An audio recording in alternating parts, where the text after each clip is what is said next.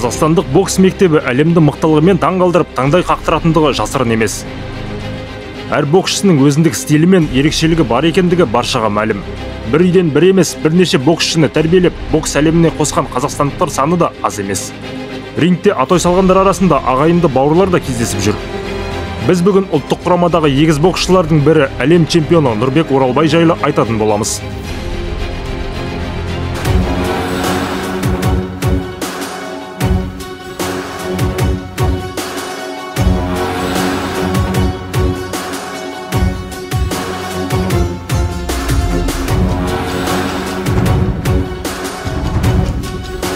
Ассалаумағалейкум достар. Әлемдік бокс жайлы қызықты ақпараттар беретін әлем боксинг арнасына қош келдіңіздер. 2000 жылы 11 маусымда Тараз қаласында Айбек пен Нұрбек есімді егіздер дүниеге келеді. 7 жасқа толғанда олар отбасымен Астана қаласына көшіп келеді. Алғашында егіздердің әкесі балаларын күрес залына бергісі келген екен. Алайда ол уақытта Алатау спорт кешенінде әлі күрес залы ашылмағандықтан уақытша бокс үйірмесіне бере тұрады. Балалардың боксқа қабілетін байқаған Асқар Еркебаев Айбек пен Нұрбекті өз қолына алып жаттықтыра бастайды. Есейе келе Айбек 92 келіге дейінгі салмақта, ал Нұрбек 80 келіге дейінгі салмақта өнер көрсете бастайды. Нұрбек 2018 жылы жасөспірімдер арасындағы Азия чемпионатының күміс жүлдегері атанса, дәл осы жылы әлем чемпионатын жеңіп алады. Осыдан кейін ол ересектер арасында өнер көрсете бастайды. 2020 жылғы Қазақстан чемпионатында Нұрбек финалда 2019 жылғы әлем чемпионы Бекзат Нұрдәулетовпен кездеседі. Бұл жекпе-жекте Нұрбек тәжірибесі көп, Бекзатқа лайықты қарсылық көрсетеді. Тіпті көпшілік жанкүйерлер Нұрбекті жеңді деп есептейді. Дегенмен төрешілер жеңісті Бекзатқа берген болатын. Бұл шешіммен келіспеген Нұрбек бірден рингтен кетіп қалады. Алайда жігерін жасытпаған ол 2021 жылы Қазақстан чемпионатының финалында ақтөбелік Жәнібек Қартбаевпен кездеседі. Жекпе-жек барысында Нұрбек қарсыласын сериялы соққылармен күтіп алып, соққыдан соң бірден кері шегініп кетіп отырады. Жекпе-жек тым тығыз әрі тартысты өткендіктен соңғы раундта екі боксшы да шаршап қалады. Дегенмен алдыңғы екі раундта белсенді болған Нұрбек Қазақстан чемпионы атанады.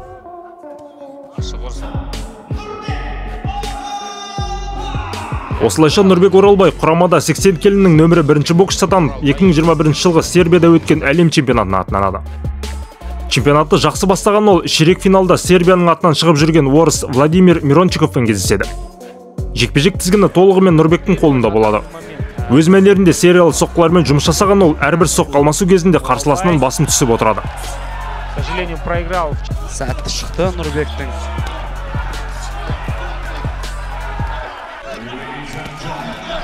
Вот эти два удара, да, мы про это и говорим. Дегенмен шешім шығарар сәтте әуесқой бокстың саясаты іске араласып, төрешілер жеңісті бір ауыздан Мирончиковқа беріп жібереді. Да, дают все-таки Мирончикову. Бір ауыздан шығарған деген қалай кетті? Я бұнымен келісу қиын.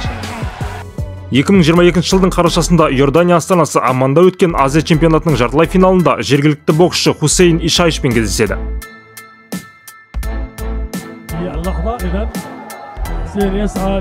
Жалпы тең дәрежеде өткен бұл жекпе-жекте төрешілер жеңісті жергілікті боксшыға беріп жібереді. Осылайша Нұрбек Азия чемпионатының қола жүлдегері атанған болатын, ал Хусейн Ишайш болса финалда жеңіске жетіп Азия чемпионы атанады. Ең басты әлемдік турнирлерде жолы болмай қойған Нұрбек енді 2023 жылғы Ташкентте өтетін әлем чемпионатына дайындала бастайды. Чемпионаттың бірінші айналымында әзірбайжандық Мурат Аллахвердиевпен жұдырықтасады. Бұл уақытта біраз тәжірибе жинақтап қалған Нұрбек қарсыласынан шабуылда да, қарымта шабуылда да оқ бойы озық екендігі байқалады. Артқа қарай жақсы шегініп, жақсы күтіп алды. Төрешілердің шешімі бойынша әзірбайжандық боксшыны еш қиналмай жеңген Нұрбек екінші айналымға өтеді. Мұнда отандасымыз түрік боксшысы Каан Айкутсумен кездеседі. Нұрбек жекпе-жекті өз мәнерінде бастайды. Қарсыласының шабуылын сериялы соққылармен күтіп алатын ол, раунд ортасында қарсыласын бір сәтке есеңгіретіп қояды. Бақылап жүр. Нұрбек, ой, тамаша соққы және Ой, тағы да бір тамаша соққы. Ары қарай Айкутсун қанша прессинг жасап, шабуылға шығуға тырысқанмен Нұрбектің сауатты қорғанысын бұза алмайды. Бұл жекпе-жекте де отандасымыз 5-0 есебімен еш қиындықсыз жеңеді.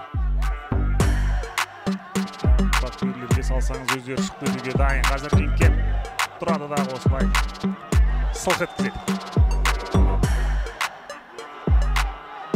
Басымдықты еселей түсу керек. Екінші раундты жеңіп. Ары қарай үшінші раундта енді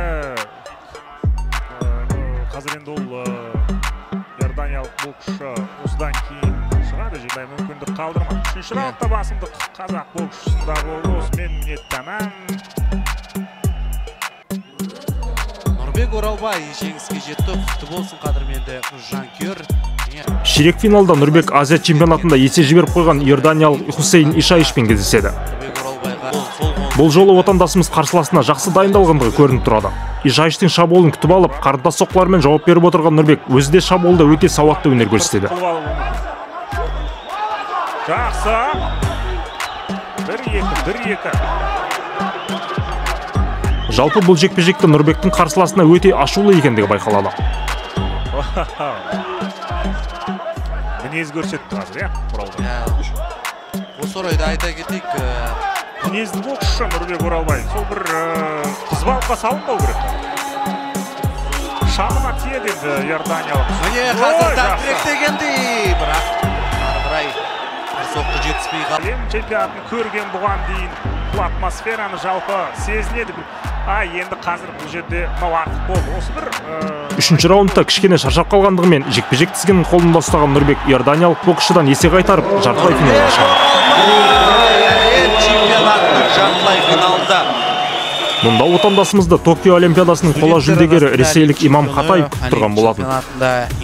Боксшыдан гөрі грек-рим күресінің палуанына көбірек ұқсайтын Хатаевты Нұрбек қашықтықта жақсы ұстайды.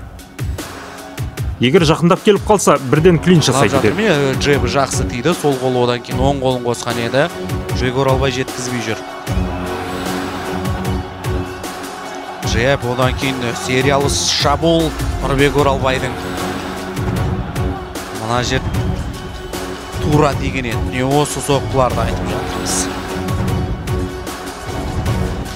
Құлақ шекеден ұрды да қашып кетті. Бұл жекпе-жекте ресейлік боксшы сол күйі өзінің қашықтығын таба алмай жетеді. Тактикалық түрде өте сауатты өнер көрсеткен Нұрбек әлем чемпионатының финалына шығады.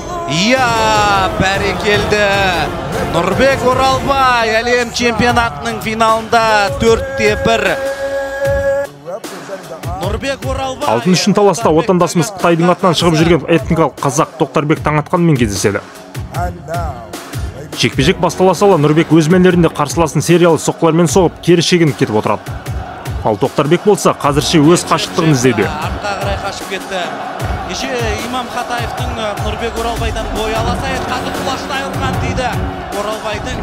Сондықтан да еді ішке басқа Тоқтарбек Таңатқан тек қана Нұрбек қорғанысқа өткен сәтте қайтадан құлаштай және екінші раундында тізгін Нұрбектің сериялы соққылары ұстап тұрады. Біздің белсенді бастады. Дос Жаңабергеновті де қалай ұмытамыз, әлем чемпионы бұл салмақта джеб соққылармен екінші номермен ойнайды алады. Китай надо отдать должное, конечно, Тоқтарбеку. На этом турнире он шикарно себя проявил. Видели нокдаун в его исполнении, досрочной победы.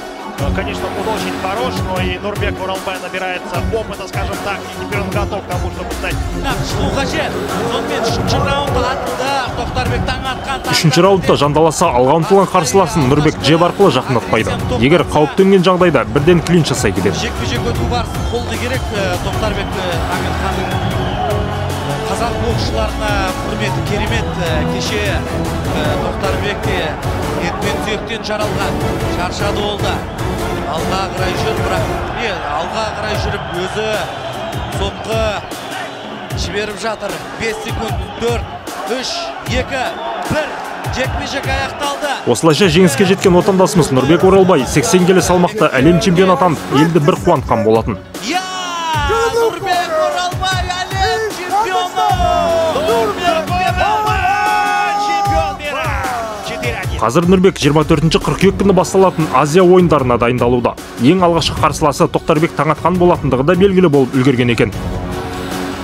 Отандасымызға тек жеңісті жекпе-жектер тілейміз. Достар, Нұрбекке қолдау ретінде лайк басып, комментарий жаза отырыңыздар. Сіздермен болған әлем боксинг арнасы.